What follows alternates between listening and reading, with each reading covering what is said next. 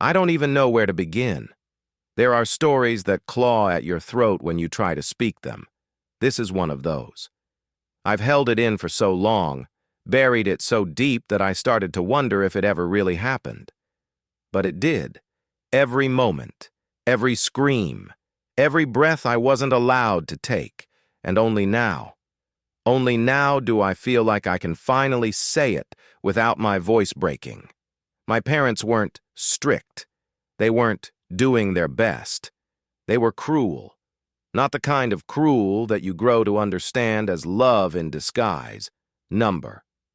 Their cruelty was raw, calculated. They screamed when I cried. They hit me with silence when I begged for help. They punished me for things my siblings did, without blinking. It wasn't discipline. It was madness, dressed up as parenting. By the time I was 10, I thought I was losing my mind. I remember looking in the mirror, asking myself if maybe I was just bad, maybe I deserved it. That's what they made me believe. That I was the problem. That I wasn't worth kindness. So I stayed quiet. I learned how to shrink my... Things started changing when I turned 16. Not all at once, more like shadows creeping in from the corners.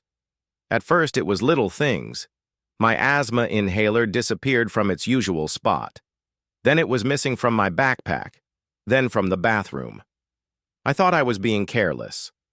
I blamed myself. That's what they'd trained me to do. But then my EpiPen vanished. Not just misplaced, gone, on the very day I had a severe allergic reaction. I remember my throat tightening, my skin flushing, my lungs starting to shut down. I ran to find it, panic rising, but it wasn't there.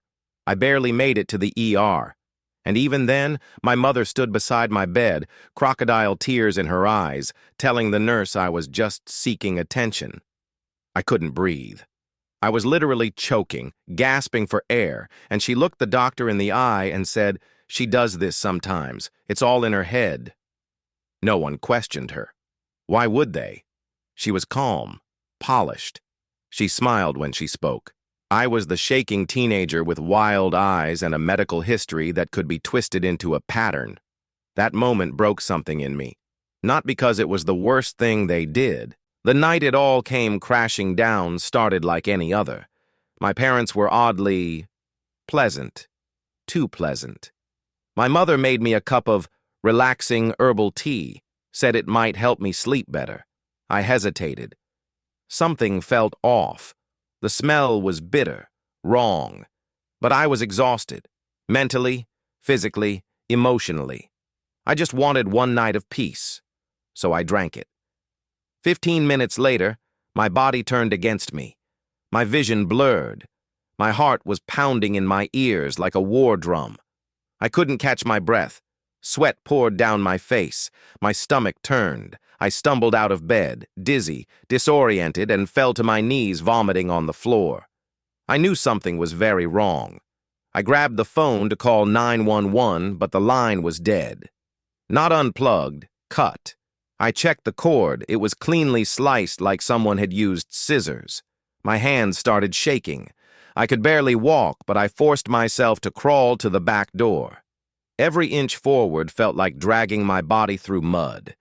I made it to the yard before everything went dark. That should have been the end. But a miracle walked by at 3 a.m., my neighbor, out walking her dog. She saw me collapsed in the grass and called an ambulance. They told me later I had enough sedatives in my system to not... After everything, I didn't go home. I couldn't. The state placed me with a distant aunt, someone I barely remembered from old holiday cards. She wasn't warm exactly, but she was quiet.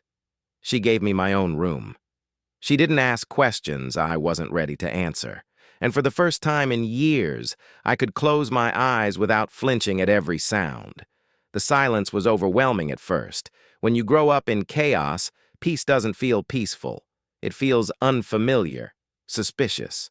I kept waiting for the other shoe to drop, for the shouting to return, for the hands grabbing my arm, for the cold venom of a parent pretending they love you while slowly destroying you from the inside. But it never came. Instead, There were gentle routines.